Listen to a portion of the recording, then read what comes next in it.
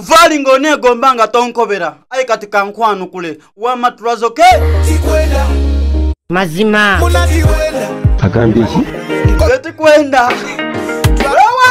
Akaliko disi. Alowoza nti bosinga gwendi n'obulungi ndi type yo. Alowoza nti bolina muno obusente njakwirana. Babalawo we. Bolina wa mwenda lwa sente. So wange na mwenda lwa love. Gano maje ga babalawo. Mwenda lwa moto. Akaliko disi. Sabula. Twalo bulungi bwo. Twala kasente go. Ono godogo mwana gwenena. Iwozira chonkoba. Twale la malogo. Twale lo fitina. Ono godogo mwana gwenena.